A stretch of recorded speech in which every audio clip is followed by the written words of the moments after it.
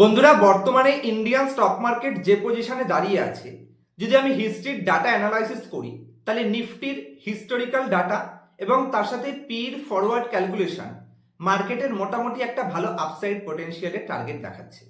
আমি আপনার সাথে এই ভিডিওতে নিফটির লাস্ট 10 বছরের চার্ট অ্যানালাইসিসের মাধ্যমে একটা পারফেক্ট ট্রিগার পয়েন্টস দেওয়ার চেষ্টা করব যে নিফটি এখান থেকে নেক্সট 1 বছরে তাদের আর্নিং গ্রোথ হিসেবে বা পিই এক্সপেনশন হিসেবে ঠিক কতটা টার্গেট রাখা যেতে পারে।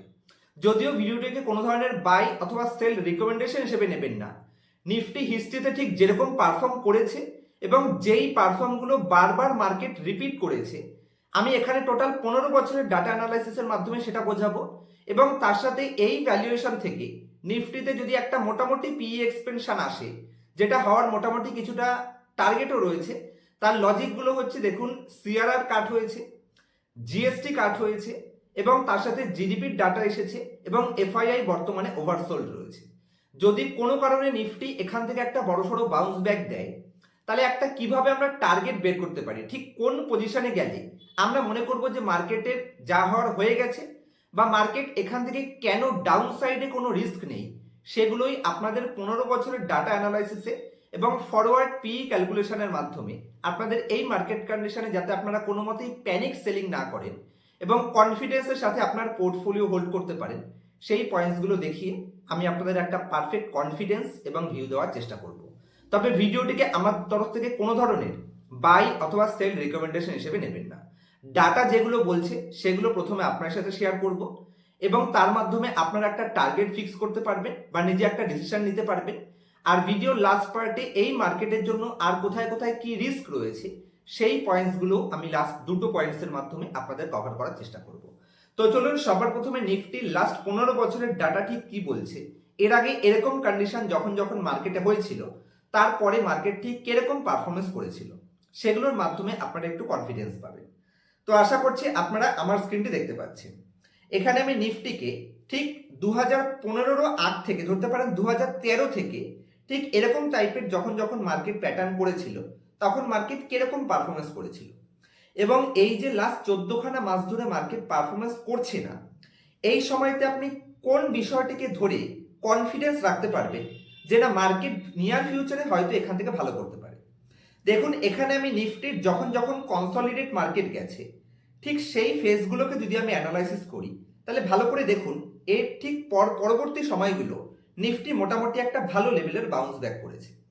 সবার প্রথমে যদি আমি এই টাইমটা দেখি, এটা হচ্ছে মে 2013 থেকে মার্চ 2014 পর্যন্ত। এই 11খানা মাস ধরে নিফটি একটা নির্দিষ্ট লেভেলে কনসলিডেট করেছিল। তারপরে ঠিক 1-1.5 বছরের মধ্যে নিফটি একটা বাম্পার লেভেল রিটার্ন দিয়েছিল।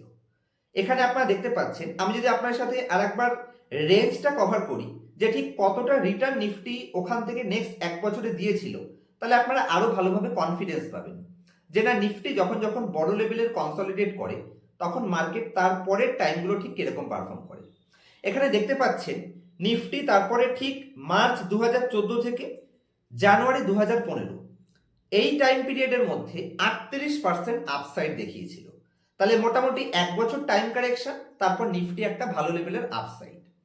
নেক্সট টাইম এরকম কখন হয়েছিল, এই জায়গাটা আপনারা দেখতে পাচ্ছেন। আমি চার্টটাকে একটু ছোট করি তাহলে আপনারা ভালো বুঝতে পারবেন। এখানে ফেব্রুয়ারি 2015 থেকে মার্চ 2017, মানে 2 বছরের আশেপাশে নিফটি এরকম একটা নির্দিষ্ট রেঞ্জে ছিল। 24 থেকে 25 মাস একটা নির্দিষ্ট রেঞ্জে গেছিল, সেখান থেকে মাঝে মাঝে প্রাইস কারেকশনও হয়েছিল, কিন্তু তারপরে যখন নিফটি র্যালি নেওয়া শুরু করেছে, সেখান থেকে একতরফা র্যালি নিয়ে এখানে কত মাস টাইম নিল, মার্চ 2017 থেকে জানুয়ারি 2020 পর্যন্ত নিফটি 33 থেকে 34% আপসাইড র্যালি নিয়েছিল এবং প্রথম র্যালিটা কিন্তু খুব শার্প র্যালি নিয়েছিল।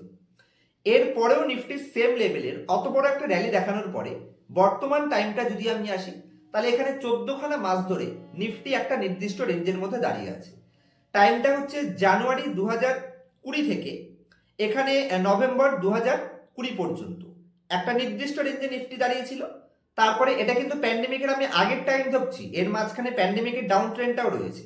যেহেতু মাঝখানে প্যান্ডেমিকের একটা জবরদস্ত ডাউন ট্রেন্ড ছিল, সে কারণে মার্কেট খুব তাড়াতাড়ি শার্প রিকভারি করেছিল এবং মোটামুটি এখানে কতটা টাইম নিয়েছিল, নভেম্বর 2020 থেকে অক্টোবর 2021, এক বছরের মধ্যে নিফটি 47% আপসাইড র্যালি নিয়েছিল।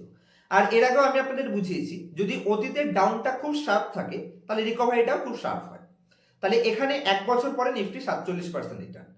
তারপরেও সেম টাইম হয়েছিল 2022-এর সময়। এই জায়গাটাকে যদি আপনি মার্ক করেন তাহলে এখানে ঠিক কতটা টাইম কনসলিডেট করেছিল, অক্টোবর 2021 থেকে। ভালো করে পুরো ডাটাটা দেখবেন, কারণ এরপরে ফরওয়ার্ড আর্নিং দিয়েও বোঝানোর চেষ্টা করব। দেখুন এখানে অক্টোবর 2021 থেকে জুন 2023 পর্যন্ত, এখানেও ওই 2 বছরের আশেপাশের টাইম, ওই 19 থেকে 20 মাস, 21 মাস টাইম, 20-21 মাসের মতন কনসলিডেট করেছিল এবং ভালো পরিমাণে ডাউন সাইড আপসাইড দেখাচ্ছিল নির্দিষ্ট রেঞ্জের মধ্যে। তারপরে নিফটি আবার কিন্তু জাস্ট এক বছরের মধ্যে সেপ্টেম্বর 23 থেকে সেপ্টেম্বর 24-এর মধ্যে নিফটি 32% আপসাইড র্যালি নিয়েছিল। তারপরে যে কনসলিডেটটা চলছে সেটা হচ্ছে বর্তমান মার্কেট। এখানে ঠিক 14খানা মাস ধরে নিফটি একটা নির্দিষ্ট রেঞ্জে দাঁড়িয়ে আছে, সেপ্টেম্বর 24 থেকে ডিসেম্বর 25 পর্যন্ত। এই 13-14 মাস ধরে নিফটি কোনো পারফরমেন্স করেনি। তো সেই হিসেবে এর আগে যখন যখন এই 2 বছর টাইম পিরিয়ডে নিফটি খারাপ পারফরমেন্স করেছিল, তখন নিফটি কিন্তু সব থেকে ডাউন সাইডে ওই 24-25% র্যালি নিয়েছিল এবং আপসাইডে 40% মতন র্যালি রয়েছে, এমনকি 47% রয়েছে প্যান্ডেমিকের সময়। তো সেই হিসেবে মার্কেট এখান থেকে একটা শার্প বাউন্স ব্যাকের চান্স আমরা দেখতে পাচ্ছি। চলুন এবার নিফটির ভ্যালুয়েশন হিসেবে যখন যখন এই কারেকশনগুলো বা এই কনসলিডেটগুলো মার্কেট করেছিল, স্পেসিফিক কনসলিডেট টাইমটা, সেই সময়তে নিফটির ভ্যালুয়েশন কি ছিল, কিরকম পিইতে সেই সময় নিফটি ছিল এবং বর্তমানে নিফটি কিরকম পিইতে রয়েছে, এটা আমি স্ক্রিনারে নিফটি ওপেন করেছি এবং এখানে আমি নিফটির পি রেশিওটাকে বোঝানোর চেষ্টা করব। বর্তমানে নিফটি 22.7, রাউন্ড ফিগারে ধরতে পারেন ওই 23-এর পি রেশিওতে চলছে। তাহলে আমি যদি নিফটির পির গ্রাফের মধ্যে আসি, এখানে কিন্তু প্রাইসের চার্ট নেই, এখানে পির গ্রাফ। তো মার্কেট হাই থাকলেও পি হাই লো ওইভাবে কিন্তু ম্যাচ করতে পারবে না। আমি জাস্ট পিটাকে ক্যালকুলেট করে বোঝানোর চেষ্টা করছি যে নিফটি এর আগে যখন যখন সেম কনসলিডেট পিরিয়ডে ছিল, সেখানে নিফটি ঠিক কতটা আপসাইড পিতে গেছিল। তো একটু ওয়েট করুন, আমি এখানে ডাটাটা আপনাদের দেখাই। তো সবার প্রথমে যদি আমি আসি, সেটা হচ্ছে ওই 2015-16 সময়তে, ওই মার্চ এপ্রিল 2015 থেকে মার্চ এপ্রিল 2017। তো যদি আমি স্পেসিফিক সেই টাইমটাতে আসি, তাহলে মার্চ 2015-তে নিফটি 23-এর পিইতে ছিল, মানে বর্তমানে যে পিইতে রয়েছে সেরকমই পি। মাঝখানে প্রাইস কারেকশন করেছিল এবং সেখান থেকে আপ ট্রেন্ডে যখন নিফটি যায় মার্চ 2017-র পরে, এখানে 2017, 2016, 2017 এই সময়তে নিফটি হাই কত বানায়, ওই 27-28-এর মতন পিই বানায়, 27-28-29। আর নেক্সট টাইমটা যখন হয়েছিল 2020, জানুয়ারি 2020 থেকে নভেম্বর 2020, এই টাইমটাকেও যদি আমি নিই, জানুয়ারি 2020 থেকে নভেম্বর 2020, তো এই 2020-র টাইমটায় এই সময়তে নিফটি 38-এর পিইতে গেছিল। কেন? কারণ নিফটি ওই এক্সট্রিমলি ডাউনে গেছিল 17-18-র পিইতে, যে কারণে শার্প র্যালি নিয়েছে। তারপরের ফেজটাতে যদি আমি আসি, অক্টোবর 2021 থেকে জুন 2023, জুন 2023-এ যদি আমি আসি, তাহলে মার্চ, মে, জুন, এই জুন জুলাই 2023-এর পরে যে নিফটি র্যালিটা নিয়েছিল, সেখানে নিফটি ওই 25-এর মতন পিইতে গেছিল। এটা ক্যান্ডেলস্টিক নয়, বার চার্ট, যে কারণে আপনারা লাইন চার্টে একটু আপ ডাউন হবে। তাও যদি আমি এক্স্যাক্টলি মার্ক করার চেষ্টা করি স্ক্রিনারের মাধ্যমে, তাহলে এটা হচ্ছে ওই 24-এর পি রেশিও। তারপরে বর্তমান যে ফেজটা চলছে সেটা হচ্ছে এখনের ফেজ। এখন নিফটি কততে চলছে, 22.7। তাহলে আমরা ক্লিয়ার একটা ভিউ পাচ্ছি, ওই নিফটি মোটামুটি 24-25 তো আমরা রাখতে পারি, তাই না? 24-25-এর ওপরে। আর যেহেতু অতীতের 14খানা মাস পারফরমেন্স করেনি, তো আমি রাউন্ড ফিগারে যদি আপসাইড ধরে নিই, 27-এর পিইও আমরা ধরতে পারি ম্যাক্সিমাম বুল কেসে। আর বর্তমানে নিফটির পিই কত রয়েছে, 22.8, ধরতে পারেন 23-এর পি রেশিও। এবার যদি আমি আপনার সাথে ক্যালকুলেটরে এই ভিউটা দেওয়ার চেষ্টা করি, যে ক্যালকুলেটর নিয়ে যদি এটাকে ক্যালকুলেট করার চেষ্টা করি, তাহলে 23-এর পি রেশিওতে বর্তমানে নিফটি রয়েছে। এখান থেকে ধরুন 23, তো ধরুন আর 4, 27-এর পি, তাহলে নিফটি এখান থেকে 23-এর পি, তো মানে ধরুন 18% মতন হয়তো হবে। 18% হচ্ছে 4, তাহলে হচ্ছে নিফটি 27-এর পি। তাহলে ওই 18% মতন মার্কেট এখান থেকে আপসাইড মুভমেন্টের একটা টার্গেট ম্যাক্সিমাম আমরা রাখতে পারি। আর বর্তমানে নিফটি কততে চলছে, 26,000। তাহলে 26,000-এর উপরে যদি আমি ফরওয়ার্ড পি এক্সপেনশন ক্যালকুলেট করি, আমি ধরে নিচ্ছি নিফটির আর্নিং এক পজিশনেই থাকবে। আর্নিং গ্রোথ হলে সেটা র্যালিটা একটু বেশি হওয়ার চান্স থাকে। তাহলে যদি আমি 26,000-এর উপর ওই 17% র্যালিও নিই, 1% ছেড়ে দিই, তাহলে 17% কত হচ্ছে? 4,000।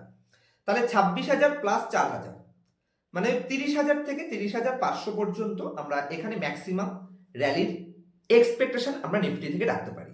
কারণ নিফটির ফরওয়ার্ড আর্নিং আমাদের সেরকম সাইন দিচ্ছে, এবং একই সাথে নিফটি অতীতে যখন যখন এরকম 14 থেকে 15 মাস, এবং ম্যাক্সিমামটা ছিল হচ্ছে ওখানে 21-22 মাস, তাহলে অলরেডি আমরা 14-15 মাস কভার করে দিয়েছি। ম্যাক্সিমাম যদি আর ডাউন সাইডও থাকে, আমি মনে করছি আর 4-5 মাস মার্কেটে ডাউন সাইড রয়েছে। তারপরে মানে এখান থেকে যদি আমি নেক্সট একটা বছর ধরি, তাহলে ডিসেম্বর 2025 থেকে ডিসেম্বর 2026 পর্যন্ত মার্কেটের ফরওয়ার্ড পি ক্যালকুলেশন এবং একদম বেসিক যদি আমি হিস্ট্রির ডেটা উঠাই, লাস্ট 17খানা বছরের বা লাস্ট 12-13 বছরের বা 15 বছরের ডাটা, তাহলে আরামসে আমরা ধরতে পারি যে নিফটি এখান থেকে একটা ভালো আপসাইড মুভমেন্ট দেখাতে পারে। তবে এই আপসাইড মুভমেন্টের জন্য এরকম যেন না করেন যে পুষ্পেন্দু বলেছে যে নিফটি ভালো আপসাইড দেখাতে পারে, তার মানে আমরা 100% ইনভেস্ট করে দেবো, এটা যেন কখনোই না হয়। কারণ মার্কেট এর আগের 5টা বছর মানে এর আগের 10 বছরের ডাটার সাথে এবারের ডাটার মধ্যে দুটো পয়েন্টস রয়েছে। বর্তমানে ইউএস মার্কেট ইন্ডিয়ান মার্কেটের জন্য একটা রিস্কি পজিশনে রয়েছে, কারণ ইউএস মার্কেটের ভ্যালুয়েশন লাইফ টাইমে সব থেকে হাইয়েস্ট পজিশনে রয়েছে এনভিডিয়ার মতন কিছু আর্টিফিশিয়াল ইন্টেলিজেন্স কোম্পানিগুলো র্যালির জন্য, যে কারণে সেখানে একটা রিস্ক ফ্যাক্টর বর্তমানে থাকছে।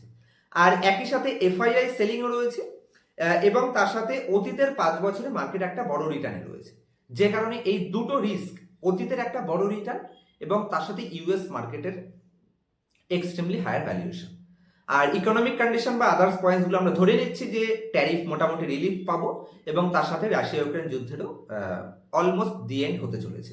তো এগুলোর বেনিফিট যদি আসে, তাহলে মার্কেটের জন্য মেইন দুটো রিস্কে যদি আমি বাদ দিই, ইউএস এর হায়ার ভ্যালুয়েশন, তো ইউএস মার্কেট কারেকশনের রিস্ক যা নিউ জার্ক রিয়াকশন ইন্ডিয়াতে আসতে পারে, আর তার সাথে অতীতের লাস্ট 5 বছরে 2020 থেকে মানে 21, 22, 23, 24 এই 4টে বছর মার্কেট একটা বাম্পার র্যালি নিয়েছিল, সেই দুটো রিস্ক, এই দুটো রিস্ক বাদ দিয়ে বর্তমান মার্কেট একটা গ্রেট পজিশনে রয়েছে, এটা আমার পার্সোনাল ওপিনিয়ন। তবে মার্কেট যে কোনো সময় আমাদের এগেনস্টে যেতে পারে, শর্ট টার্মে, লং রানে মার্কেট উপরেই যাবে, যে কারণে আপনাকে এমনভাবে পজিশন রাখতে হবে যাতে করে মার্কেট ডাউন সাইডে আপনি বেস্ট অপরচুনিটিটা উঠাতে পারেন। তো এই মুহূর্তে তো বেস্ট অপরচুনিটি আমি এটাকে বলতে পারবো না, তবে একটা অ্যাভারেজ অপরচুনিটিতে মার্কেট রয়েছে। আর বেস্ট অপরচুনিটি যদি মার্কেট 20 নিচে পিইতে যায় সেই সময়তে আসে, যার জন্য আমি 30% ক্যাপিটাল আপনাদের রিজার্ভ রাখতে বলবো। বাকি ক্যাপিটালটা আপনারা সঠিক কোম্পানি যদি অ্যানালাইসিস করতে পারেন, সঠিক ভ্যালুয়েশন অ্যানালাইসিস করতে পারেন, তবে আপনারা কোম্পানি দেখতে পারেন। এই হচ্ছে বর্তমান ভিউ। আর যদি আপনাদের কোনো ডাউট থাকে বা কোনো কোশ্চেন থাকে, আপনারা কমেন্ট সেকশনে জানাতে পারেন। আমি আমার ভিউটা আপনার সাথে দেওয়ার চেষ্টা করলাম। আপনাদের মনে যে ডাউট থাকবে সেটাও আপনারা কমেন্ট সেকশনে জানাবেন, আমি আপনাদের কমেন্টসের বেস্ট রিপ্লাই দেওয়ার চেষ্টা করব। দেখা হবে নেক্সট ভিডিওতে।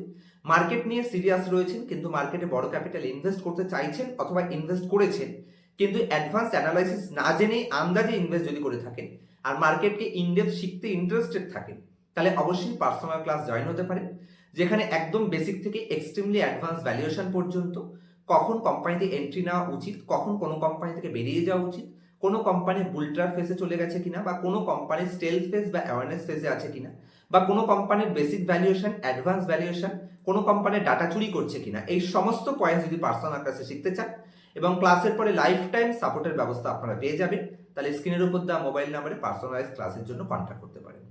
আজকের মতো এই অবধি রাখছি, দেখা হবে নেক্সট ভিডিওতে। ততক্ষণ পর্যন্ত হ্যাপি ইনভেস্টিং, হ্যাপি ট্রেডিং।